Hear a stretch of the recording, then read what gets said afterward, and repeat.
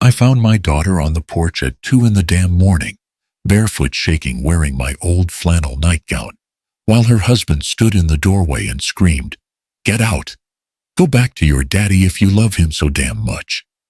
Then he slammed the door in her face and locked it. I swear to you, I felt something inside beside me wake. A 60-year-old man shouldn't feel that kind of rage. Not unless someone puts his child out in the snow like trash.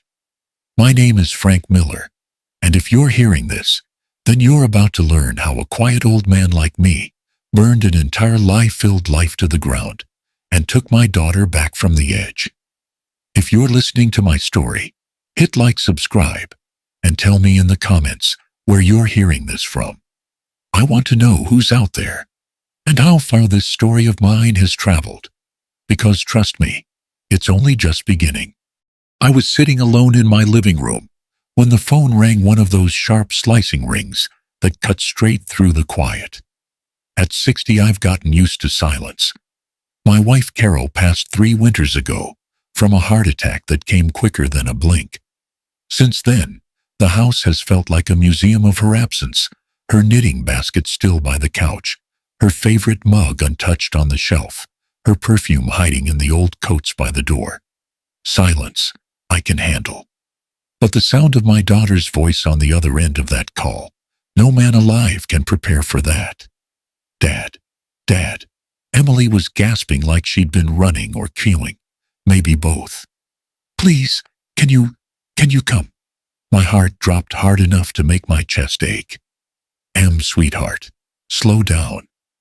What's going on?" But she wasn't forming real sentences anymore, just broken sobbing, a choked please, and then the chilling words that made my blood turn to ice. "He threw me out." I didn't need details, didn't need time, didn't need sense. I grabbed my coat off the hook, the same coat I've worn since the year she graduated college, and I ran out into the cold. Snow was falling thick enough to blur the streetlights. The wind was cutting sideways, nasty and sharp, the kind that bites your ears no matter how old you are or how tough you think you've gotten. The drive to her house should have taken 12 minutes. I made it in 7. I don't even remember the road, just the pounding in my chest and the way my fingers kept tightening on the steering wheel, like I was holding myself together. Her street was quiet, the kind of quiet that feels wrong.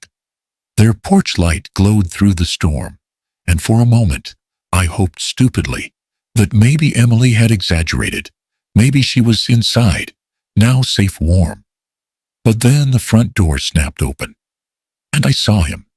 Travis, my son-in-law, standing there, barefoot, like he owned the damn winter face, twisted in that smug anger I'd only ever caught glimpses of during family dinners.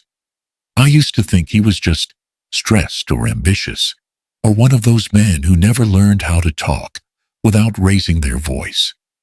Emily always told me, "He's just tired, Dad. He works so hard." But now I saw it plain. He wasn't tired. He was cruel.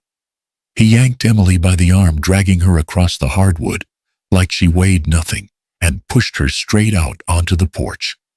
And God help me, she was wearing my old flannel nightgown, the blue one with the missing button she used to borrow because it still smelled like home.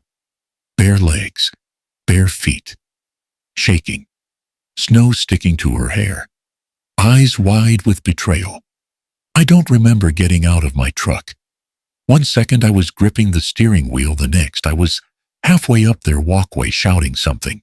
Maybe his name, maybe hers, maybe the whole world's. Travis didn't even look at me, just pointed at Emily like she was garbage on his doorstep. "You want your daddy so much," he yelled over the wind. "Fine, go to him. Get the hell out of my house." Then he slammed the door so hard the wreath fell off the hook. A second later, the deadbolt clicked. I swear my vision tunneled so tight I could barely see. The only thing in focus was Emily's knees folding under her as she crumpled onto the icy steps.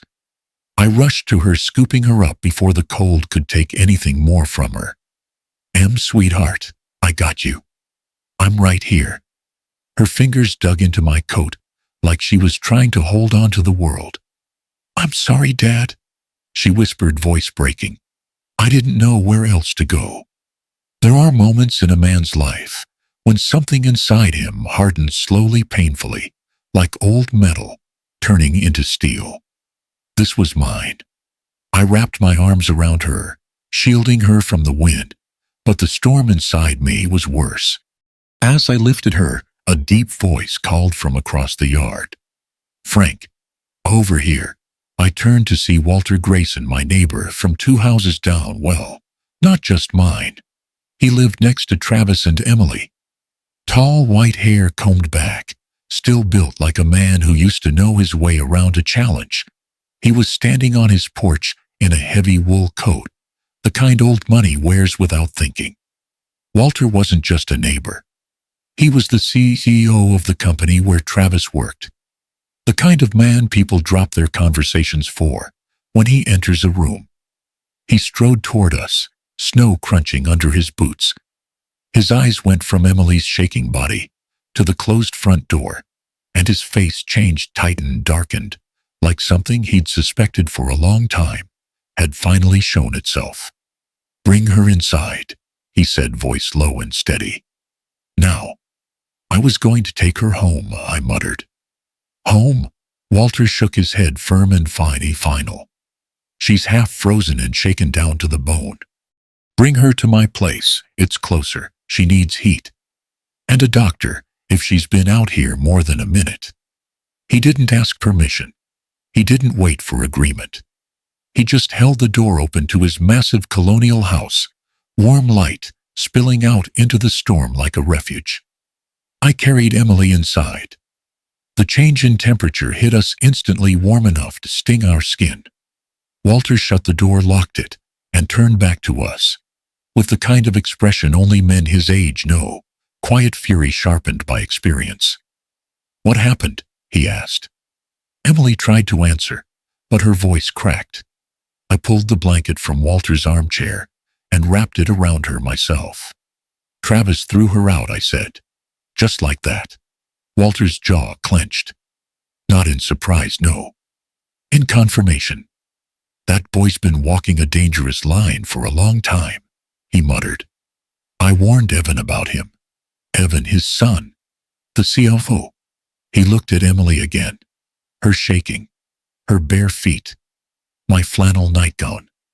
Then he looked at me, with an expression I'll never forget, half apology, half promise. Frank, he said quietly, things are worse than you think. My stomach tightened. How much worse? Walter stepped closer, his voice dropping low. Bring her in. Let her rest. Because by tomorrow, he paused, eyes like steel, he'll be on his knees. His words hit me hard, like truth, like justice, like a warning. And somehow deep down I knew this night was only the beginning. Walter's living room was the kind of warm you feel in your bones. Soft lamps, thick rugs, a fireplace humming low, like it respected the silence of old men. Emily sat curled on the leather sofa, wrapped in one of Walter's wool blankets, her hair still damp from melted snow. I sat right beside her, close enough that our shoulders touched. I needed that contact. Needed to feel she was actually here and safe, not just some faded memory of a phone call that came too late. Her hands were trembling. Not from the cold anymore. This was something deeper, older. Dad, she whispered, staring at the floor. I'm so sorry. Sweetheart, I said gently, you don't owe me an apology for anything. She didn't answer. She just kept staring, like the rug held all the pieces of her life scattered across it, and she didn't recognize a single one. Walter walked in from the kitchen, carrying a mug of hot tea, one of those heavy old mugs that belonged in a farmhouse. He handed it to Emily, then sat down across from us, elbows resting on his knees, watching her with a seriousness I hadn't seen from him before.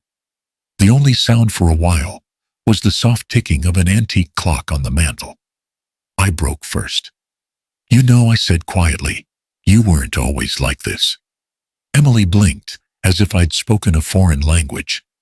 You used to walk into a room like you owned it, I continued. You remember that. You were the kid who argued with teachers, who fixed her own damn car at 16, who told that principal he couldn't suspend you because you had the handbook memorized better than he did. I tried to smile, but it wavered. I used to brag about your stubbornness. Emily's lips trembled. I'm not that person anymore, Dad. And hearing that almost broke me. I cleared my throat, trying to steady the emotion rising into it. When did that happen, Em?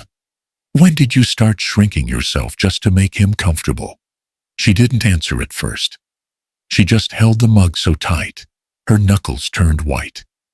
It wasn't all at once, she finally whispered. He didn't yell, not in the beginning. It was small things, little comments, little corrections. Walter nodded slowly, like he'd heard this before from employees, from wives of executives, from people who got eaten alive by ambition, dressed as love. Emily went on. He'd say I was too emotional, that I needed to calm down, that I was dramatic when I got upset about something real. And when I disagreed with him about money, or a job, or anything, he'd just get quiet. That cold kind of quiet. The kind that makes you think you're the problem. My hands curled into fists, without me meaning to. Emily continued, her voice cracking. He'd move the savings around, tell me not to worry, that he had a system, that I didn't need to see all the accounts, because it was stressful. He said I didn't understand the pressure he was under. He made me feel guilty for asking. That's called financial control, Walter said softly. I've seen it ruin marriages. And people. Emily swallowed hard. He started checking my phone, asking who I was texting. And if I hesitated for a second, he'd say, I must be hiding something. The first time he accused me of cheating, I thought he was joking. But he wasn't. I looked down at my hands, calloused, old, scarred from decades of pipe wrenches and busted valves. Hands that should have protected her better. Hands that should have knocked on her door more, asked more questions, refused to accept every I'm fine. She fed me like a script. I should have seen it, I murmured. I should have known. Frank, Walter said quietly, don't do that to yourself. I shot him a look, sharp, defensive.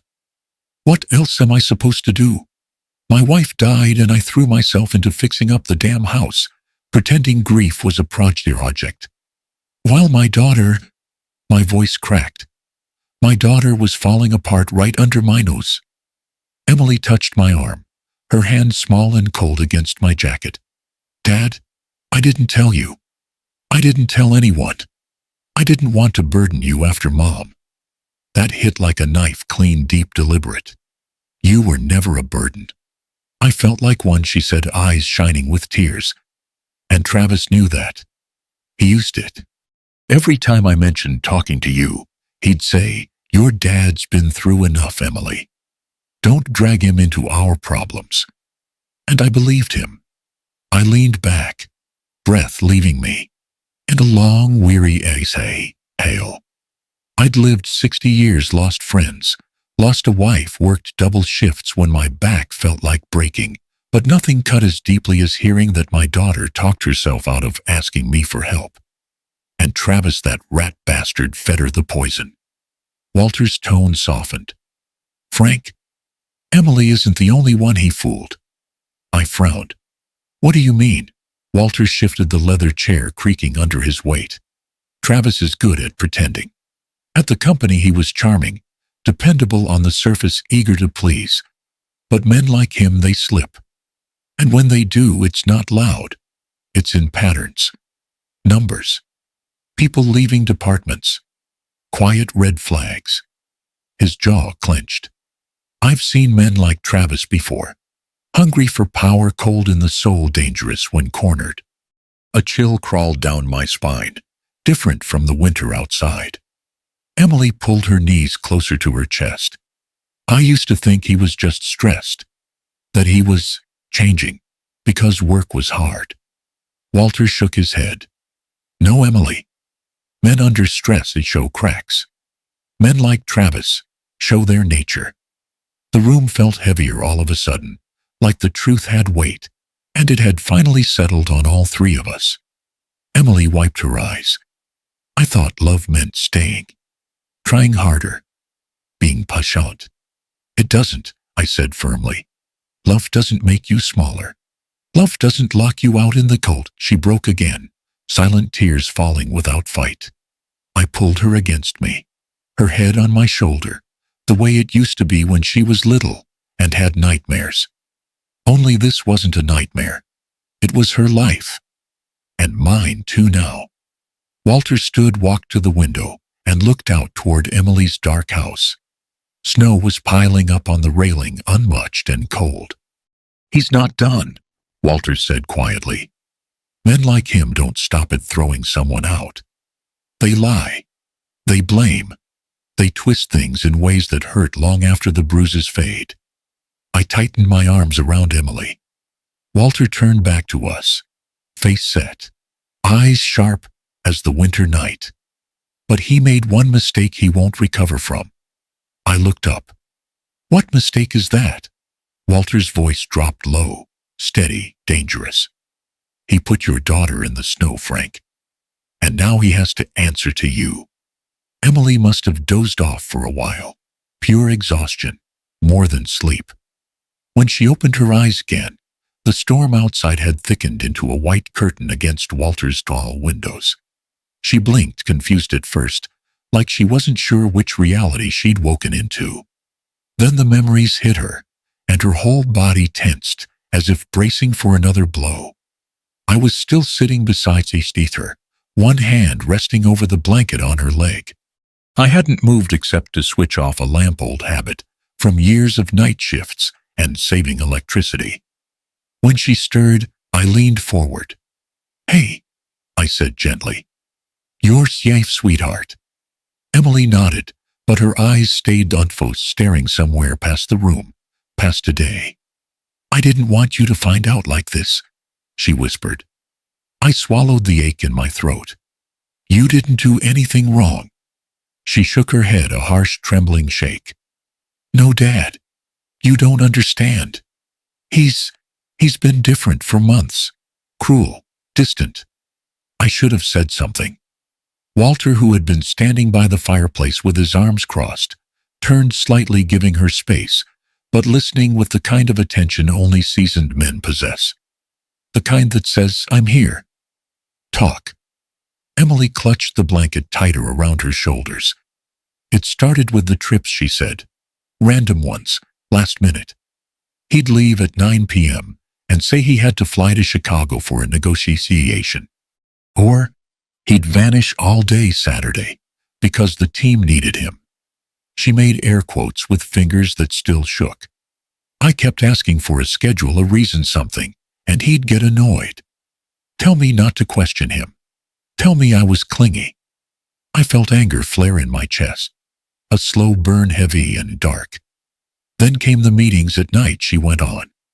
Phone calls he'd take outside on the porch. Messages he'd delete. He hid his laptop password. He said it was company policy, but I know that policy, Dad. It wasn't true. She looked at me, then tears filling her eyes, but not falling yet. She was holding them back with everything she had. The bank statements changed too, she whispered. Money went missing. Sometimes a few hundred, sometimes a few thousand. When I asked, he said he'd moved it to an investment account for our future. He'd get angry if I pressed too hard. So I stopped. My jaw tightened. Travis always had that slick smile, that salesman charm. I'd ignored the hollowness behind it. I'd told myself he was ambitious, driven, a modern man. It never crossed my mind he was hiding something darker. Emily took a breath that broke halfway through. Dad, I think he was cheating on me. The room seemed to fall silent all at once. Even the fire stopped crackling for a moment. I swallowed my rage, forced my voice low and steady. Do you have any proof? No. She shook her head. Just, just the feeling. The perfume on his coat. The way he stopped touching me like a husband. The distance. You know how when someone loves you less, you feel it first, before they even admit it. God. The weight of those words crushed something inside me. Walter stepped forward. Emily, he said, voice calm. Whatever Travis is doing, it isn't your fault. And it isn't something you fix by being quieter or more patient. Men who deceive, who erode trust, don't stop unless someone holds them accountable. She nodded weakly, but her shoulders curled inward as if to make herself smaller. I put my arm around her gently. Sweetheart, you didn't deserve a minute of what he put you through. Then I looked at Walter. There was something in his eyes, a calculation, a forming plan. You said earlier that Travis had been raising red flags at the company, I said. What did you mean? Walter didn't hesitate. I meant exactly that. Avon, my son, the CFO, has flagged unusual activity for months now. Interdepartmental transfers that don't track. Budgets that don't line up. Payments to vendors we've never used. He paused. I didn't have proof. But tonight changes that. He pulled out his phone. I'm calling Evan. Emily stiffened. I don't want to cause trouble for his job. Walter let out a slow, humorless chuckle. Emily, I fear it's Travis who's been causing trouble for everyone else's jobs. He dialed. I'd known Evan since he was young, a quiet, sharp kid who grew up into a sharper man. Evan stepped inside, bundled in a gray overcoat, snow dusting his shoulders. He nodded politely to me and Emily, then handed Walter a thick binder. This is everything, he said.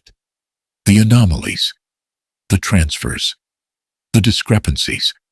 Walter flipped it open on the coffee table. Under the warm lamplight, rows of numbers and documents glowed like a trail of breadcrumbs. Emily leaned forward, hesitant but curious. What am I looking at? I asked. Payroll logs, Evan replied. Every employee's salary distribution for the last 18 months. Walter pointed at one line. Travis Reed. Emily's breath caught. Walter's fingers slid across the page, tapping the column labeled Primary Deposit Account, then slid to the right, Secondary Distribution Account. Only one problem. The second account wasn't in Emily or Travis's names. Just a string of numbers tied to a bank Emily had never heard of. That's not our account, she whispered. No, Walter said. It isn't. And how much is he sending there? I asked. Evan adjusted his glasses. Every 2 weeks, almost 80% of his salary. Emily's mouth fell open. 80%, not 20, not half. 80. She whispered, Oh my God. My heart squeezed painfully, not just anger now, but sorrow. Betrayal. Shame that my daughter had carried all this weight alone. Walter closed the folder gently, almost ceremonially. This, he said, is only the beginning. Emily's eyes filled again, this time not with fear, but with something colder. Realization. We're going to find out what's going on. Walter continued, looking at both of us. Where the money is going. Who he's hiding it from. And why he's covering his tracks. I took Emily's hand. For the first time since the night began, she squeezed back. Evan laid the red folder flat on the table, and for a long moment, none of us knew. Emily's fingers traced the edge of the binder, like she was afraid to open it again, afraid that whatever truth was hidden inside would be worse than what she'd already lived through. And part of me, an old tired part, wished I could close it and tell her none of this was real. But life doesn't work like that. Truth comes whether you want it or not. Walter sat back in his chair, hands folded, eyes narrowed. Evan, he said, tell Frank and Emily what you told me earlier, about the liabilities. Evan hesitated. That alone scared me. He was the calm one, the numbers guy. If something shook him, it wasn't small. Well, Evan began adjusting his glasses. I didn't want to jump to conclusions without documentation. But the deeper I dug, the more something didn't add up. Travis's income versus his spending, his private transfers versus his official statements. None of it made sense unless... He paused. Unless what? I pressed. Evan took a breath. Unless he's in substantial debt. Not to a bank. To private lenders. The kind who don't care about credit scores, but care a lot about being raped. The room chilled in a way the winter outside couldn't touch. Emily blinked. Debt. But he never said anything. Men like Travis don't. Walter muttered. Not unless their backs against the wall. Evan flipped to another page, black and white printouts. Signatures. Notarizations. This, Evan said, pointing, is a personal guarantee agreement. Travis co-signed a high-risk investment loan almost a year ago. A lot of these private groups operate under shell names, but this one, Eastwind Capital, has a reputation. I leaned closer. Reputation for what? Walter answered before Evan could. For squeezing men dry, he said. Picture loan sharks dressed in suits. Emily's hand flew to her mouth. Evan continued, the loan amount alone wouldn't be the issue. It's the interest, the penalties, the clauses that basically turn the borrower into a hostage if things go south. And based on the transactions, things did go south. I felt a knot form in my gut, an instinctive old man knot. I'd felt on job sites, right before a pipe burst or a basement flooded. Trouble wasn't coming. Trouble was already here. Emily's voice was barely above a whisper. But why would he take a loan like that? For what I looked at, her remembering something she'd said not long ago, something small, but now sharp as a nail. I said slowly, remember all those dinners where he'd make those little jokes about me being a plumber, about blue-collar folks not understanding real money? Emily winced. Yeah. I brushed it off back then, I said. People think old men don't mind insults if you couch them in a joke. But I saw it in his eyes. He looked down on me. On you too, he just hid it better. Walter nodded. Men like him only respect power, wealth, control. And when they don't have enough of it, they chase it. Badly. Evan tapped the page. Based on this, Travis tried to invest in a construction startup that wasn't actually building anything. Some kind of infrastructure innovation firm. Looks fancy on paper, but real investors knew it was garbage. And he fell for it, Emily whispered. No, Walter said. He didn't fall for it. He was trying to get rich fast. The truth settled like dust, bitter and undeniable. Emily's breath shook. So the money he was transferring to that secret account, is it going to them? To pay the loan, some of it, Evan said.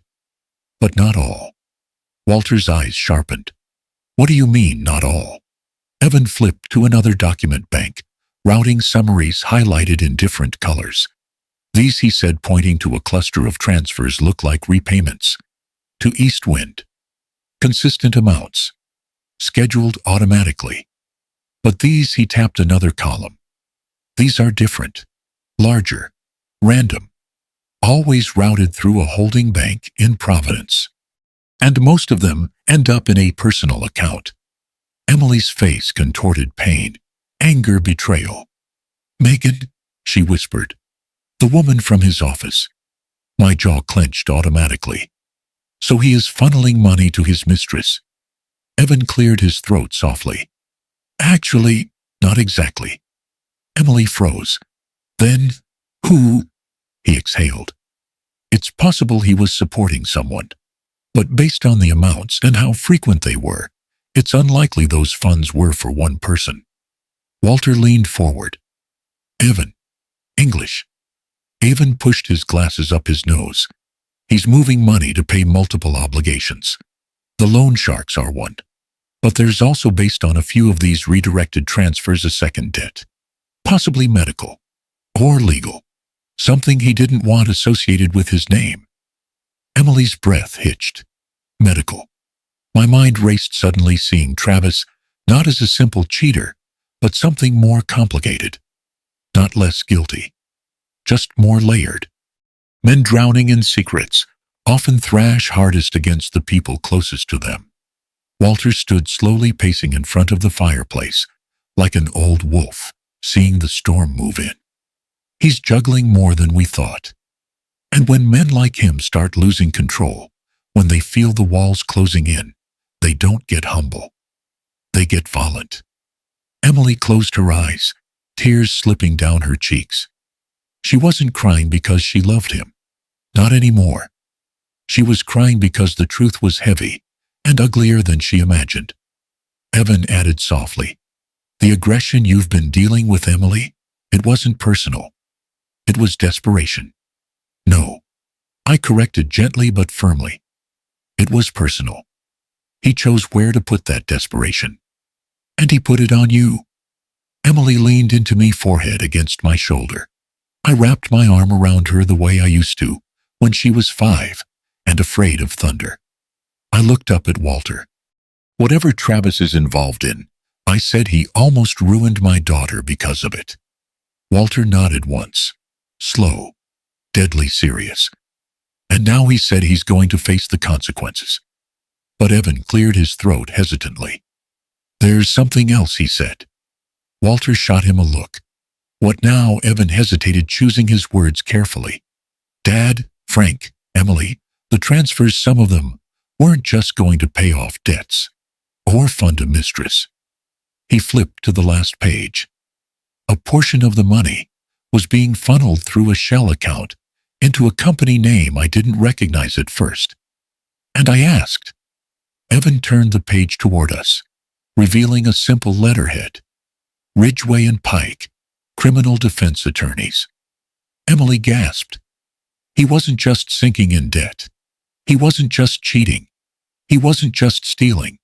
He was preparing for something far darker, something he expected to be prosecuted for, something he planned to fight. Emily whispered, "Dad, what the hell was he planning?" I didn't have an answer. But my gut told me this.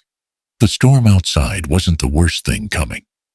Emily had always been sharp, sharper than she ever gave herself credit for. Long before she married Travis, long before she let herself shrink under his shadow, she worked as a paralegal at a mid-sized law firm down near. I used to joke that she knew more about contracts at 25 than I did about pipes after 30 years under sinks. She'd laugh then. A clean, bright laugh I hadn't heard in a long time. So when Evan left briefly to retrieve more files from his car, and Walter stepped out to take a call from the head of security at his company, Emily straightened on the couch.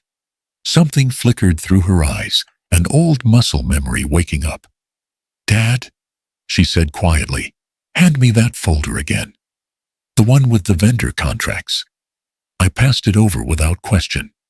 She opened it, like someone who'd handled 1,000 like it, thumb flipping through pages, eyes narrowing, scanning the fine print the way most people read headlines. There was a steadiness to her now, fragile but real, like seeing the first flame spark in damp firewood. She stopped halfway through a stack of papers. "This one," she murmured. "Something's wrong here." I leaned closer. "What do you see the vendor name?" she said, tapping the top of a contract labeled Midwest Infrastructure and Supply LLC. Signed 3 months ago. Invoice totals in the tens of thousands. "That doesn't sound suspicious," I said. "A lot of companies handle supplies." Emily shook her head. "Dad, LLCs with geographical names are common, but look at the registration date." She pointed to the tiny print at the bottom. "Filed 9 months ago," she said. "No address except a P.O. box. And the signature, look." I squinted. The purchasing manager's signature looked legit. But the counter signature, my heart thudded. "That's Travis's handwriting," Emily whispered. "And he was signing on behalf of Walter's company." I felt my stomach drop. That little bastard was doing business with himself. Not business. Fraud. Emily's hands shook, But not from fear. This was something else. Righteous anger. Clarity. She reached for the next contract, then another. Same shell company. Same signature. Same PO box. He created a fake vendor, she said, voice rising. A construction supplier that doesn't exist. And he billed Walter's company for materials that were never delivered. I let out a slow breath, a long heavy exhale that came from a place deep in my chest. Emily, I said softly, you just found the leverage that'll break him. She blinked at me, startled, like she hadn't thought that far ahead yet. But I had. When you've spent your life fixing broken things, broken pipes, broken boilers, broken fences, you get good at recognizing what can't be fixed. Travis wasn't cracked. He was rotten clear through. She kept reading, flipping pages faster now. Dad, there's more. She held up another contract, this one, with a different shell name, but the same signature, same handwriting, same PO box. He created multiple companies, fake subcontractors, fake equipment rentals, fake logistics services. And he billed Walter's accounts. For all of them, I said. Emily nodded, her breathing unsteady. He laundered money through Walter's company. Her voice broke on the last word. Walter walked back into the room just then, shaking melted snow off his coat sleeve. What did you find? He asked, noticing Emily's rigid posture. Emily handed him the stack of contracts. The transformation on Walter's face was something I'll never forget. Not fear, not anger, but the hateful recognition of betrayal by someone beneath him. Someone he'd trusted. Someone small enough to think he could steal from a man who'd built an ember from dirt. Walter's jaw tightened until the tendons stood out in sharp lines. His voice dropped low, dangerously low. Evan suspected embezzlement. But this is systematic fraud.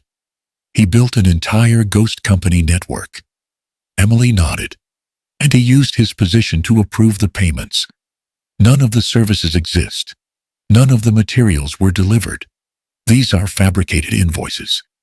Walter ran a hand slowly through his silver hair, the weight of realization settling in. He stole from my company, Walter said softly. Not pennies, not oversight money.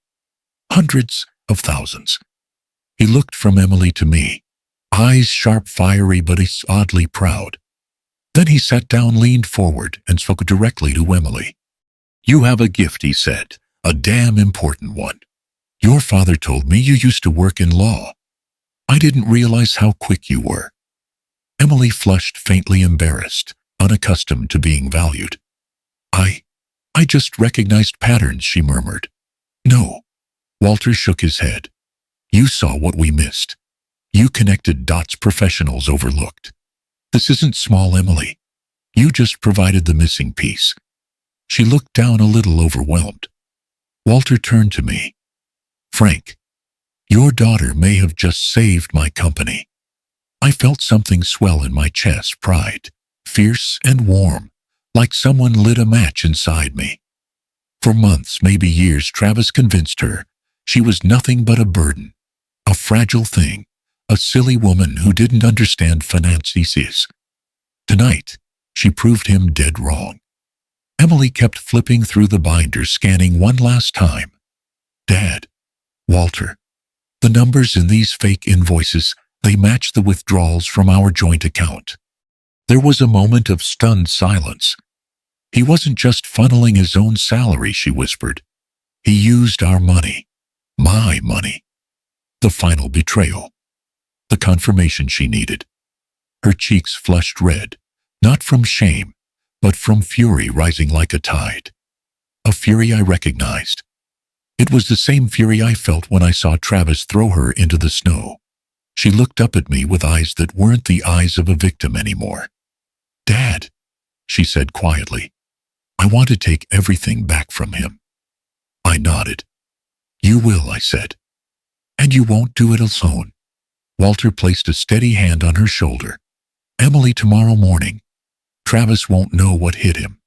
As the snowstorm raged outside, the three of us sat together around that coffee table. An older neighbor, a 60-year-old widower, and a young woman, rediscovering her strength. Travis had spent months trying to shrink her. But now, in the quiet warmth of Walter's home, surrounded by truth evidence and people who actually cared, Emily finally started growing back into herself. Walter insisted Emily stay at his house while he arranged additional security checks and pulled more internal files. But I needed air, needed to step outside and let the cold night hit my lungs before anger carried me into something I couldn't take back. Frank Walter warned, "Don't do anything reckless." "I won't," I said. And I meant it. Reckless wasn't my style. But seeing for myself, that I had to do. I headed toward Emily's house, hoping to collect any documents, pictures, or leftover mail that could help us track more of Travis's lies.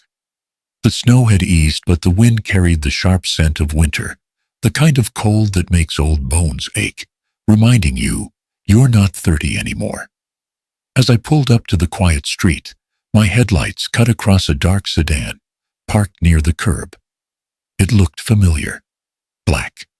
Shiny. New. Travis always liked cars that screamed, "Look at me." Then, like a scene folded out of a nightmare, the clinic door across the street swung open. A woman stepped out, first young, probably late 20s. Blonde hair tucked into a wool hat, snow clinging to her coat. Her gait was careful, protective, both hands resting on a swollen belly. Then Travis walked out behind her.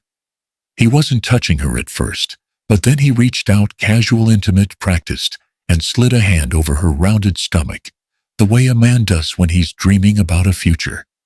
He leaned in close, said something that made her laugh softly. And then, God help me, he kissed her. Not rushed, not guilty, tender. I froze, one hand gripping the steering wheel so hard my knuckles turned white. My breath stopped halfway up my throat. And for a brief, brutal second, I swear the cold outside sank straight into my chest. It wasn't just cheating. It wasn't just lies. He had a new life, forming literally while slowly destroying my daughters. I sat there as quietly as a shadow. Nobody saw me. Megan Ellis, I recognized her from one of the company holiday photos Emily once showed me. "Dad, this is Megan. She's really ambitious." Travis says, "She's going places."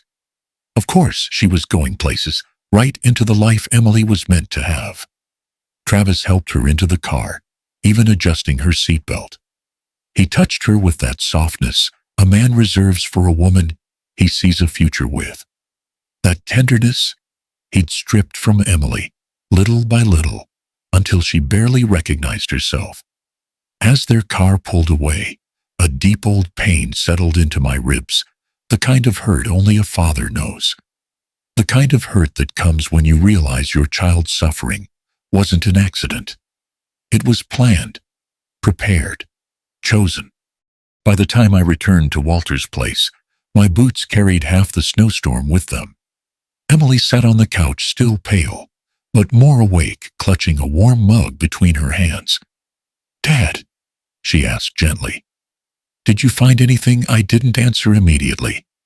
Walter stood from his armchair, sensing something in my face that wasn't there before. "Frank, what happened?" I took a breath. A deep one. The kind men take when the truth tastes like blood and regret.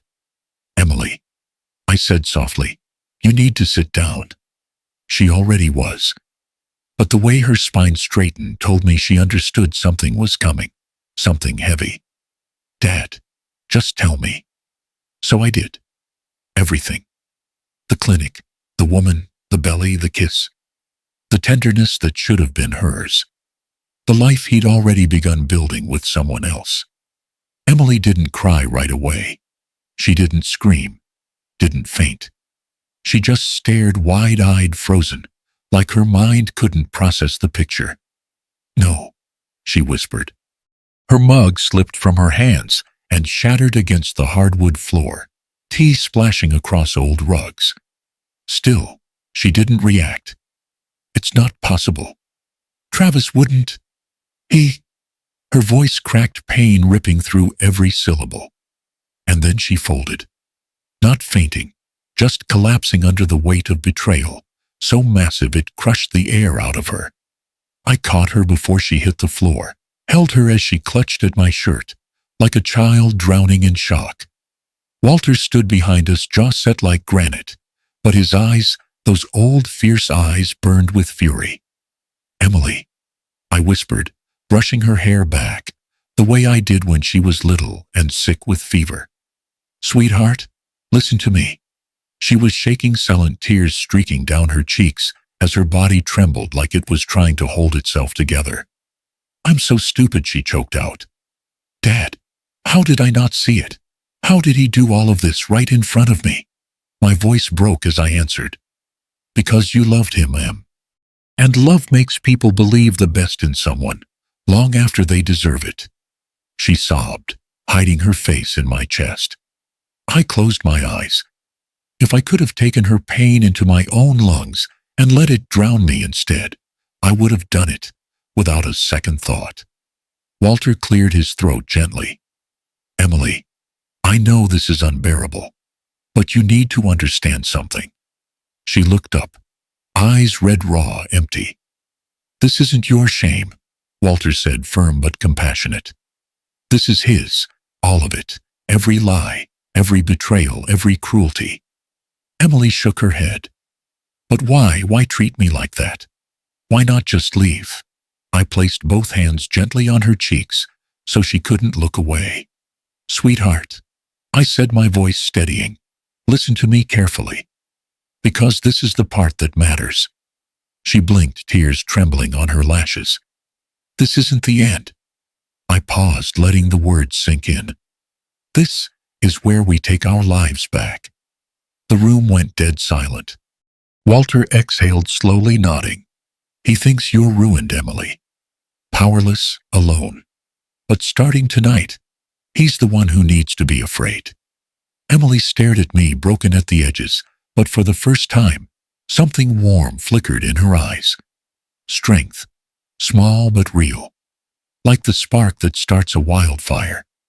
I pulled her close again, holding her as the storm outside rattled the windows. Travis thought he'd built a new life. But what he didn't know was this: we were building something too. A reckoning.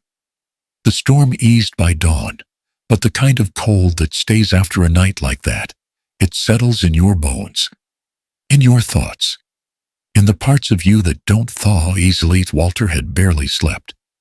Emily barely breathed.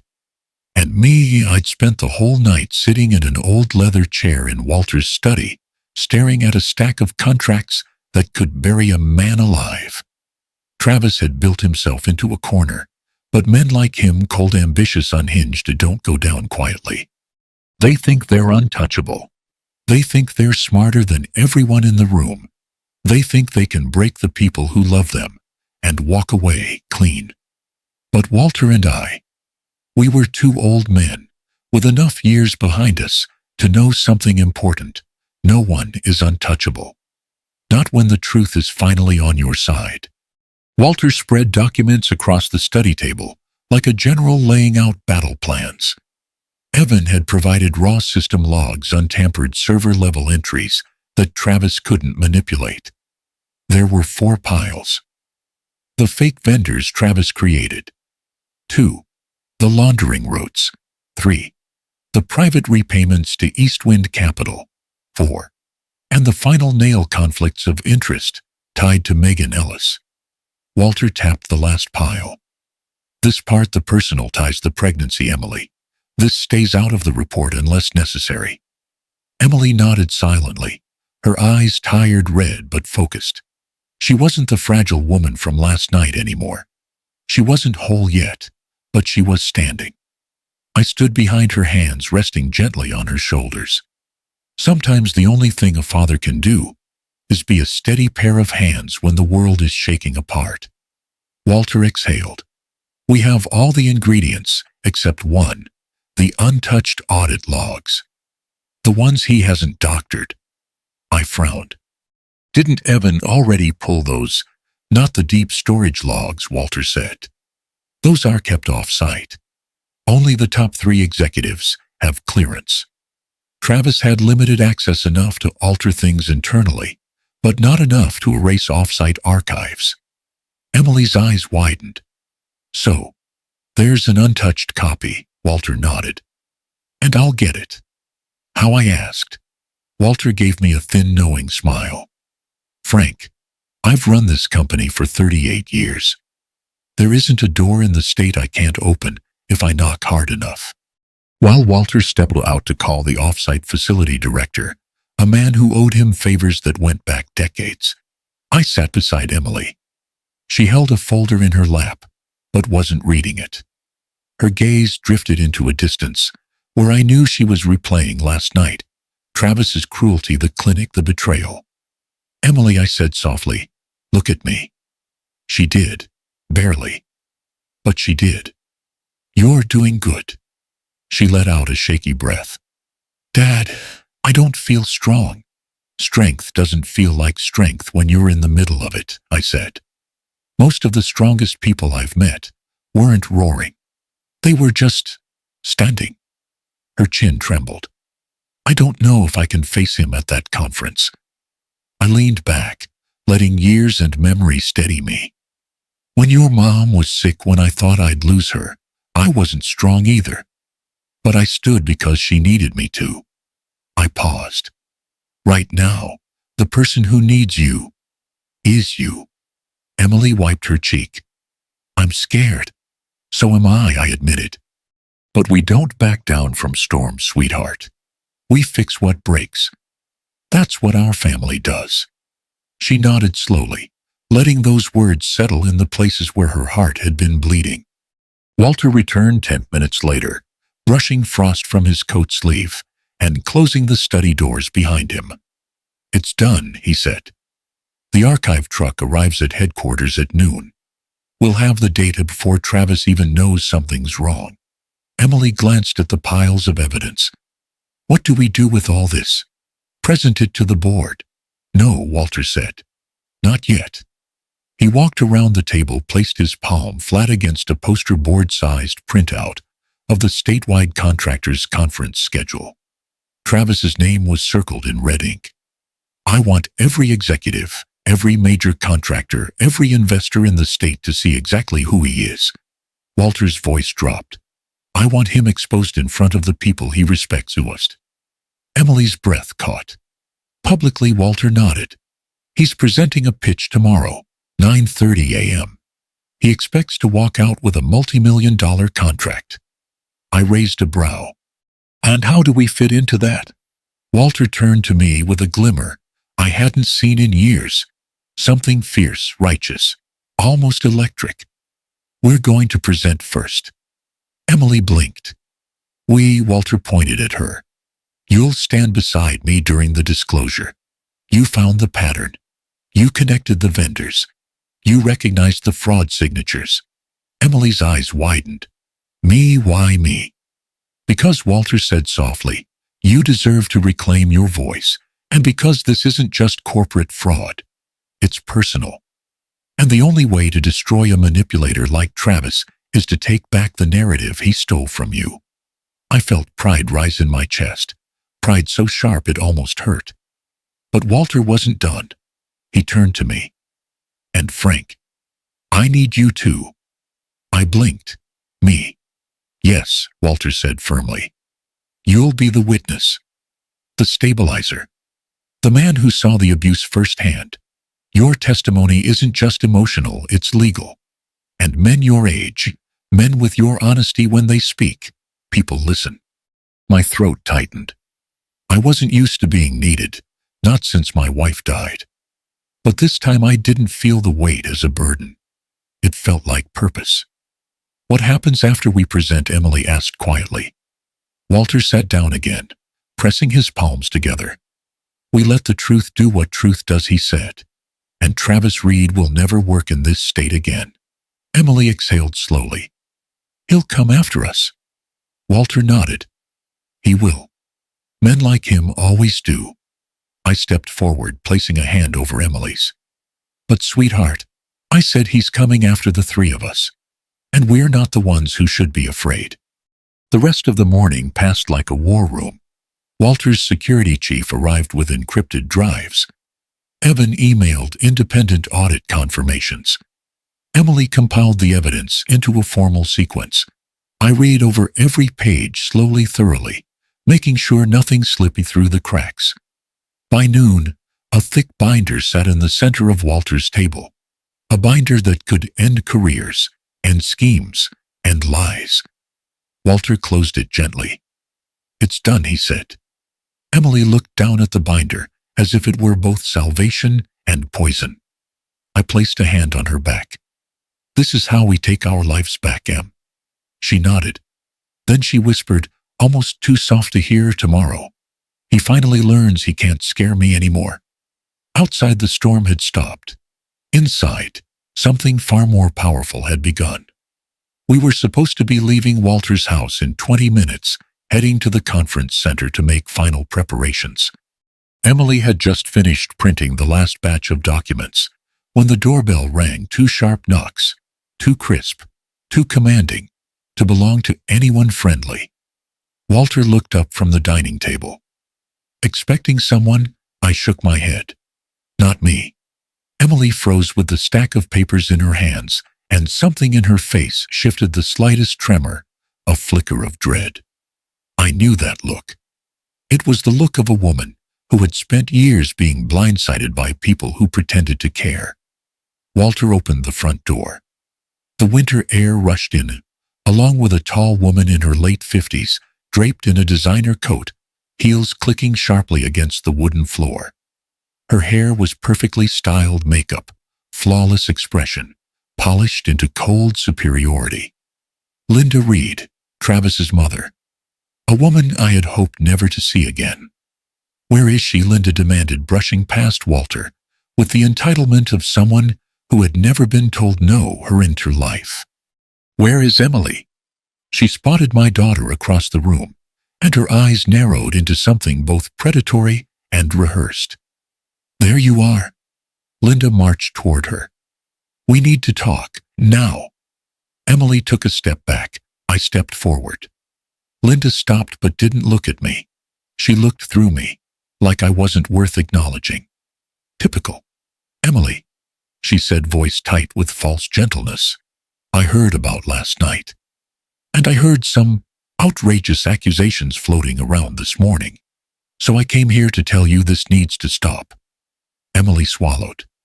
"Mrs. Reed, I know," Linda snapped, raising a manicured hand. "You listen. I am not going to let you ruin my son's life because you're emotional and vindictive." Something inside me flared, an old anger deep in my chest, one I kept tied down for decades. But I wasn't going to crowd Emily. This was her moment, not mine. Linda turned her gaze on my daughter, eyes sharp like knives. "You know how Travis is," she said. "Sensitive. Driven. Men under pressure make mistakes. But you," she jabbed a finger toward Emily, "you took a few little misunderstandings and turned them into a circus." "A few misunderstandings," I growled quietly. Linda ignored me. "You should have kept your home together. A wife protects her husband's reputation. But instead you—" She didn't get to finish. Emily stepped back, like she'd been slapped. "Stop," she said, voice small. But Linda pressed harder, sensing weakness the way Travis always did. "You embarrassed him. You pushed him away. You never appreciated what he provided for you. And now look where we are. Police talking to his office, rumors, spreading, people whispering, because you couldn't keep your marriage intact." Emily's breathing hitched, her shoulders tightened, her throat bobbed. She was cracking, and Linda knew it. She smiled. That was it. I stepped fully between them, blocking Linda's view of Emily. Not violently, not dramatically. Just a man standing where a man needed to stand. "Linda," I said calmly, "you've said enough." She scoffed. "Frank, this is not your concern. Your daughter destroyed her own marriage. Don't make it worse." "I'm going to tell you something," I said quietly, "and I expect you to listen." She crossed her arms. I won't listen to a plumber, I finished for her. She blinked, thrown off balance. I stepped closer, voice low, but steady, steady enough to make her flinch. I worked 35 years fixing other people's messes. Pipes bursting at 3 a.m., water pouring through ceilings, families panicking. I've crawled under houses full of mold and rats and God knows what else, just so people like you could sleep comfortably at night. I leaned in slightly. You think you're above me, I said softly. But I know a collapse when I see one. Linda's jaw tightened. You raised a man who lies, who cheats, who steals from his employer, who threw my daughter into the snow during a storm. And now you're here blaming her for being abused. Linda bristled. Travis would never. He did. I cut in. And you know why? Because you taught him he could hurt people and walk away without consequence. Her face reddened. Anger, embarrassment, truth biting into her pride. Travis is in trouble. I continued, not because of Emily, not because of us, but because of the choices he made. Choices to steal, to betray, to build a new life with a pregnant mistress while bleeding my daughter dry. Linda's mouth opened, but no sound came out. And instead of asking yourself where you went wrong, I said you came here to bully a woman. Half broken by your son's cruelty, my voice remained level, strong, but never shouting.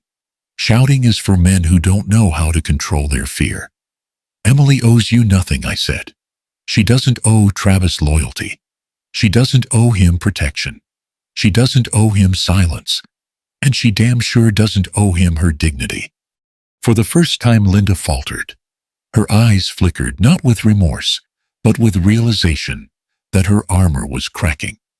Frank, she managed, you don't understand how business works. Careers are at stake. Reputation, I repeated. Cutting her off again is earned by character. And Travis lost his when he laid a hand on my daughter. He buried it when he stole from Walter's company. And he spat on it when he built a new family behind Emily's back. Tears welled in Emily's eyes, not weakness, but recognition of a father standing for her, the way she'd needed for far too long. I placed a hand behind me until it touched her arm. She held on. I'm done listening to you blame her, I told Linda. And you're done coming near her. Walter stepped forward, then silent until now, but radiating power. Linda, he said coldly, if you interfere again, I'll ensure your son faces every legal consequence available.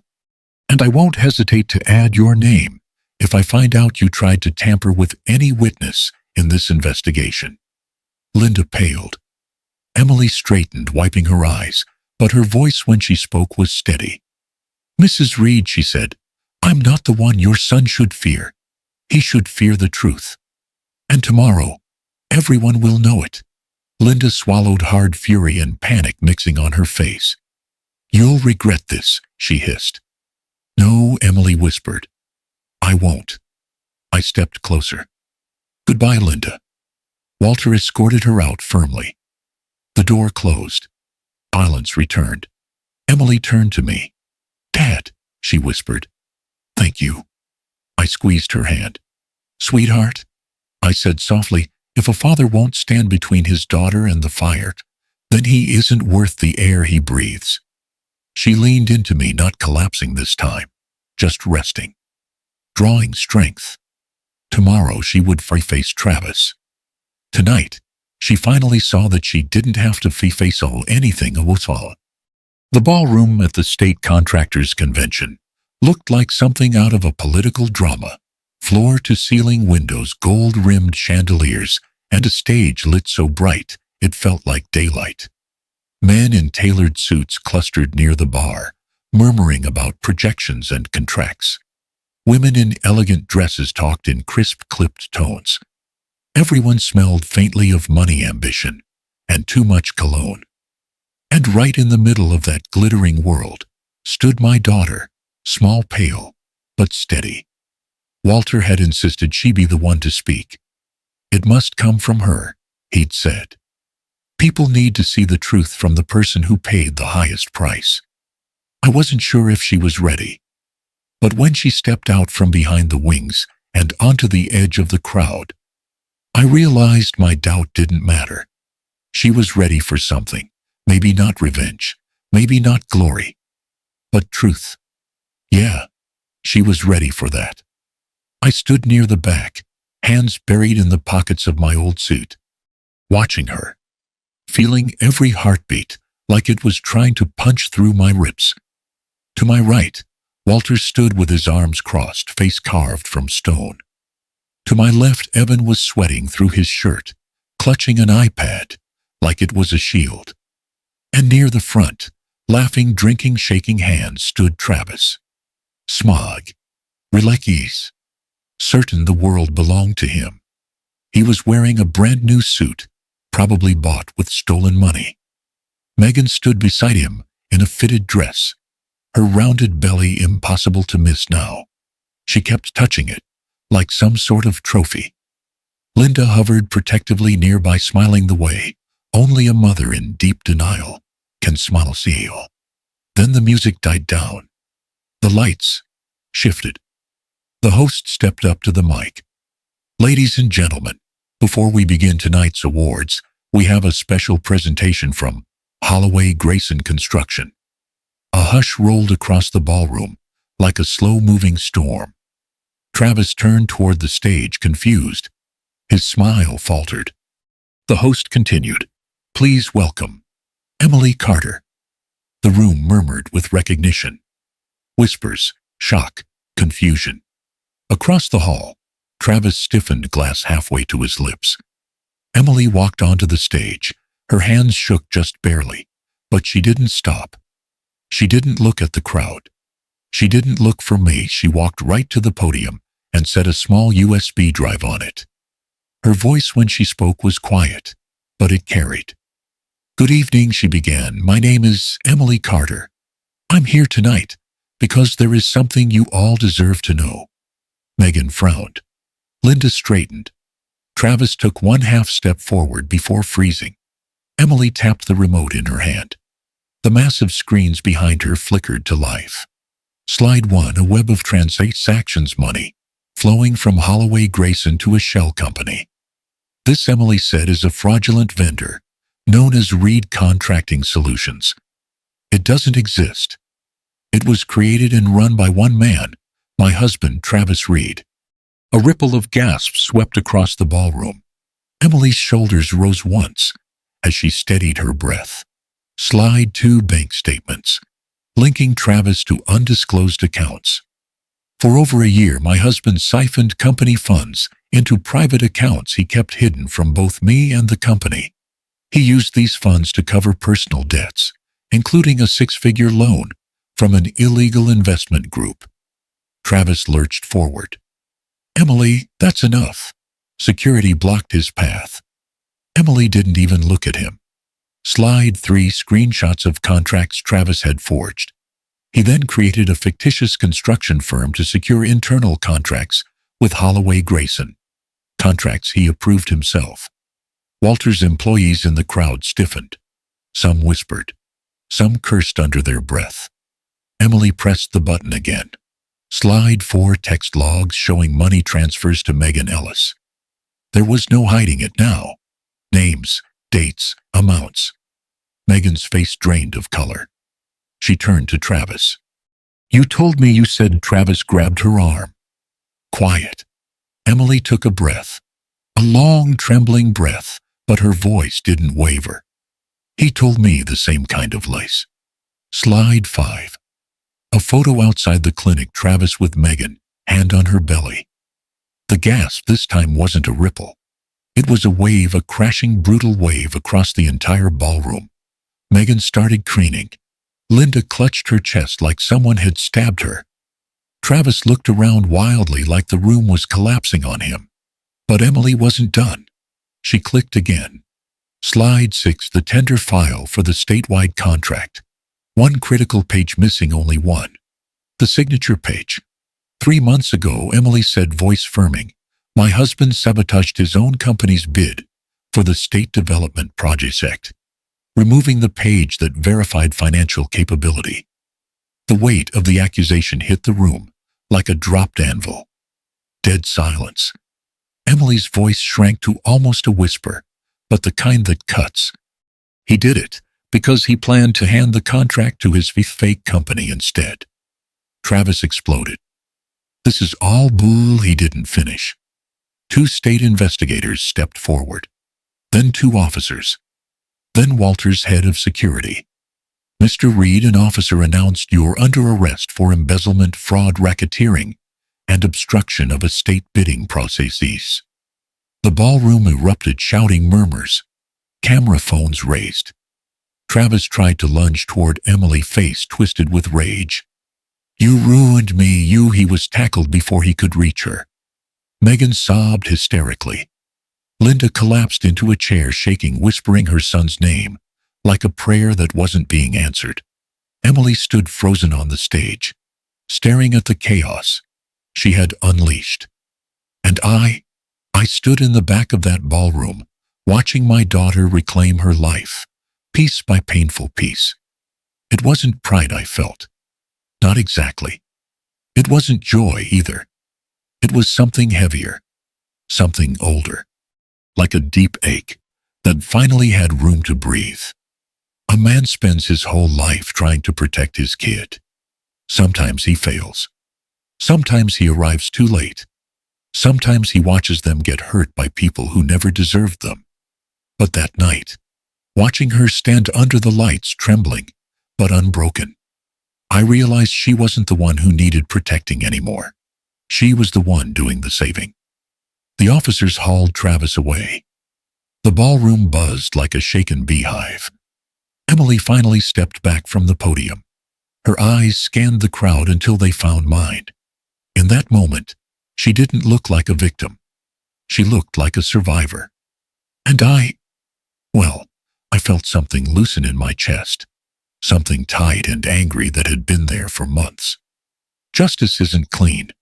It's not neat. It's not painless. But it's still justice. Emily moved back into my house the very next day, carrying nothing but a duffel bag, a stack of legal folders, and a kind of tired I'd never seen on her face before. Not the tired you cure with sleep. The kind that digs down into the messes. My home had been quiet for years. Too quiet. Ever since Mary passed, the place felt like an empty church, still and hollow, like even the walls were holding their breath. But the moment Emily stepped inside, wrapped in my old army hoodie, hair pulled up, eyes soft, but worn, something eased. She wasn't the same girl who used to run down the stairs begging me to make pancakes shaped like Mickey Mouse. She wasn't the same young woman who married Travis with hope brighter than a sunrise. She was someone rebuilt. Not whole yet. No healing takes time. But she was rebuilding herself, piece by piece. And I got to witness it. The first week, she barely left the guest room. She slept long hours, cried quietly, when she thought I was out of earshot. I didn't push. 60 years will teach a man that healing can't be rushed, especially not the kind caused by betrayal. So I cooked breakfast every morning. I left the porch light on every night. I kept the coffee warm and the TV volume low. And slowly, slow as spring thaw, she started coming back to herself. One morning, she walked into the kitchen wearing jeans and a sweater, hair brushed, eyes clearer. "Dad," she said, "I'm thinking about working again." Something proud and painful twisted in my chest. I'd waited months, years to hear that strength in her voice again. Before I could answer, she slid a business card across the table. Walter's. He'd offered her a position, legal compliance advisor for the entire company. Not a pity role, not a consolation prize, a real job. One that mattered, one she'd earned in fire. "What do you think?" she asked. I sipped my coffee to hide the fact that my throat suddenly tightened. "I think," I said slowly, "they're damn lucky to have you." She smiled, small, fragile, but real. Over the next few weeks, she threw herself into the work. Early mornings, late nights. She met with department heads, reviewed contracts, helped patch every hole Travis punched through that company's foundation. Walter treated her with a kind of respect I hadn't seen in business leaders. For a long time, old school, steady, no hidden motives. And Evan? Well, he apologized to her in person. A long, stumbling apology. She forgave him not because he asked, but because she needed the weight off her shoulders. Meanwhile, I found myself going through changes I didn't expect. For the first time since Mary died, I didn't eat dinner alone. I didn't fall asleep to the sound of my own thoughts rattling around the empty house. The creak in the hallway wasn't a ghost. It was Emily getting a glass of water. The soft light under her door at midnight wasn't worry, it was life. And I realized something quietly devastating. I hadn't known how lonely I'd been until I wasn't anymore. On weekends, we started fixing up old things around the house. Leaky faucets, squeaky hinges of fence board, long overdue for replacement. She sat on the porch with hot cocoa while I worked, and sometimes she'd help hold a tool or read the manual out loud. It wasn't much, but it was healing. One evening, after a long day at her new job, she sat beside me on the back steps. The sun was setting behind the maple trees, turning the yard gold. "Dad," she murmured. Thank you. For everything.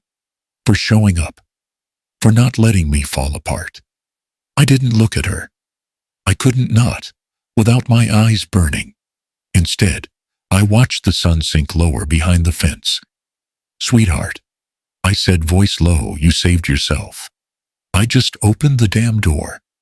She leaned her head on my shoulder, like when she was little, and somewhere deep inside, I felt something settle. Something I'd been carrying for years. We stayed like that until the light faded. Emily didn't just get her life back. She rebuilt it stronger.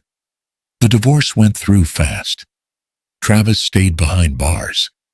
Megan moved out of state. Linda stopped calling. And Emily, she rose from all of it like a woman who finally knows her own worth. She smiles now, real smiles. She stands taller. She laughs again.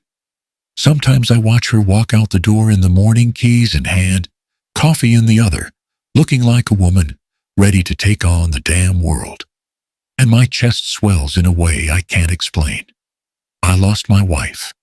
I thought I'd lost my daughter too. But life has strange ways of giving back what it takes, just in a different form. And me, well, I found something too. Purpose. Company. A reason to get out of bed that isn't just habit or aches in the knees. Family. In its simplest, purest form. As I sit here telling you this, my story, her story, I think about that night, the snow, the porch, the door slamming in Emily's face. And I end on this because it's the truest thing I've ever learned that sometimes justice ain't loud. Sometimes it's just a father opening a door when his daughter's out in the cold.